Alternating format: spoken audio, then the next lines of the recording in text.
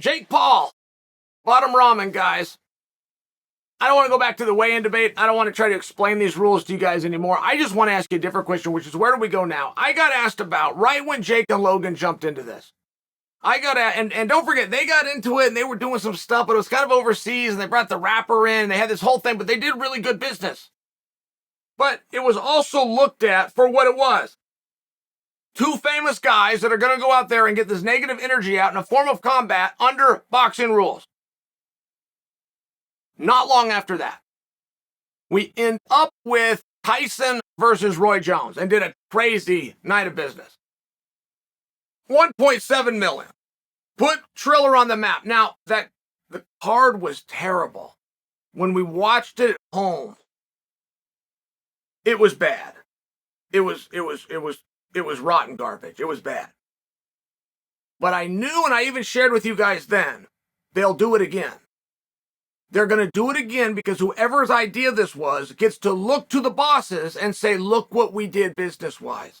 1.7 million.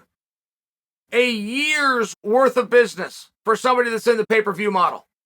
Done in one night.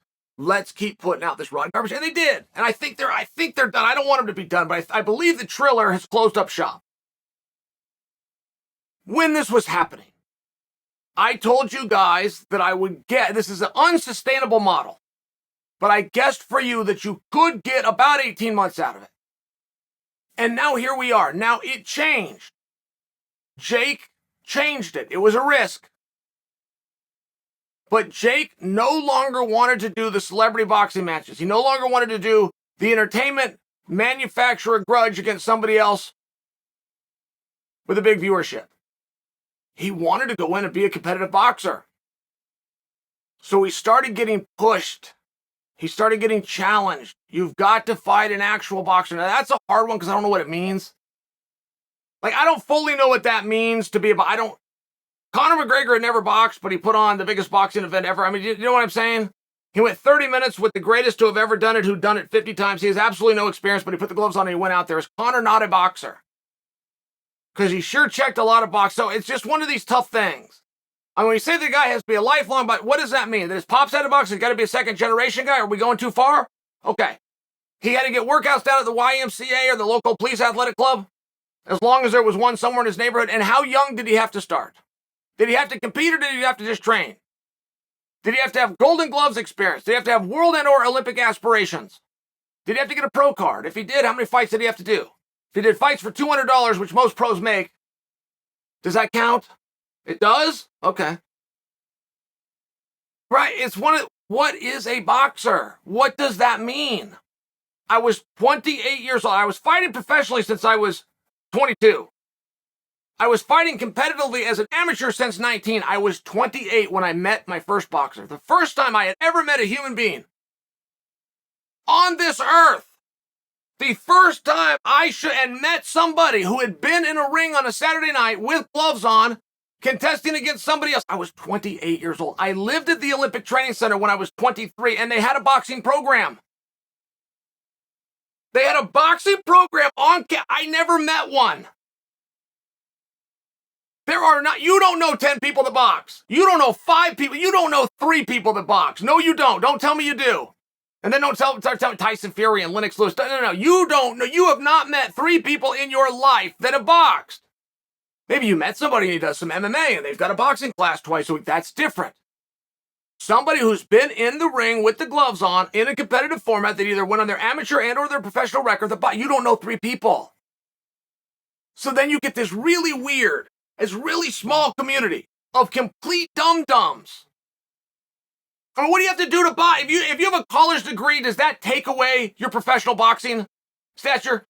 Do you have to have gold teeth, and did you have to not know how to read when you were a sophomore?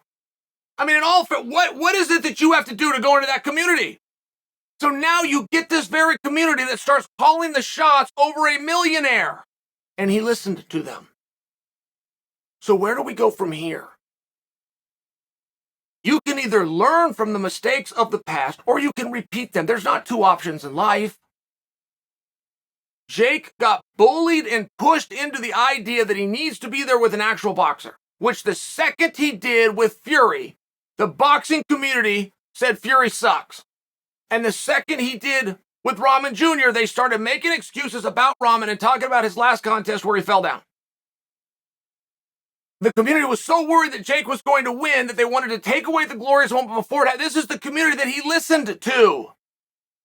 So he doesn't have a lot of options, guys.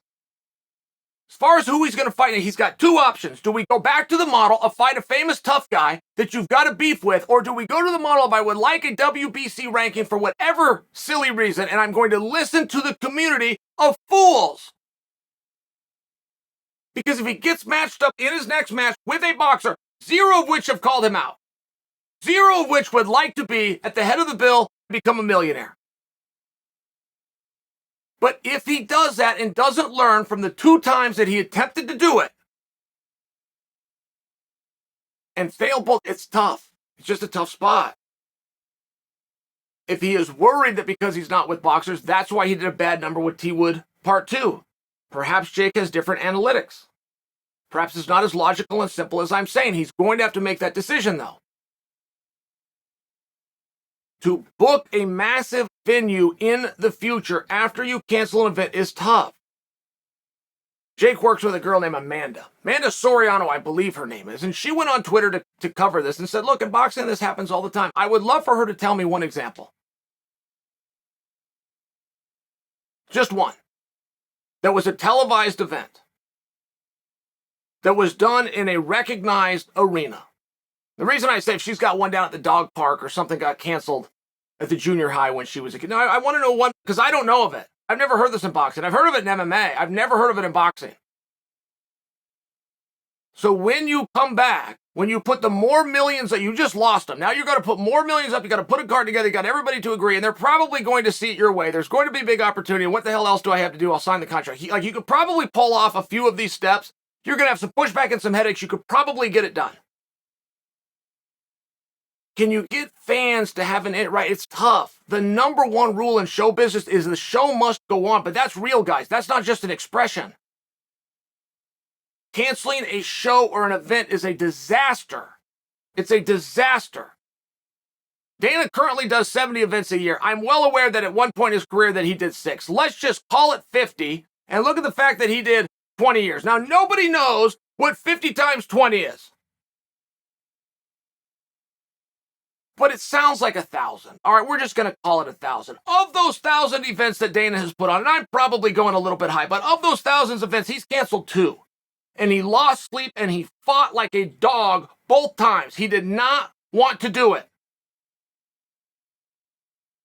And he rewarded and he rewound and he worked hard and he made deals with the audience to forgive. It's a big deal, guys. That's what I'm trying to say to you. It is a big deal. And when you do it twice over 1,000 is very different than doing it once over 2. It's very, very different. You have now not fulfilled your end of the obligation 50% of the time. Why am I going to buy a ticket? It's just tough. If I'm a network, if I'm going to cover you, I got to have some legs, got to have some longevity. I got to know that you're out here.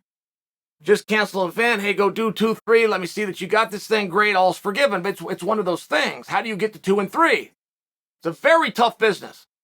There is no business like it. There are 5 humans alive that know the business and know how to make money. It's just hard. Not giving anybody a hard time. I'm just asking a question. These are some of the things that you're going to have to deal with. Ramen has come out the other side. There's an expression in life, don't ever let him see you sweat. I've never seen Ramen with less stress. I've never seen him calmer.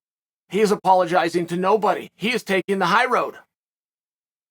He's taking the high road by taking the low road. He's putting the whole thing on the guy that was going to make him a millionaire. He's made that guy the only friend that he's got, the only person he's come in contact with on his time on this earth that said, I'm going to give you 7 figures.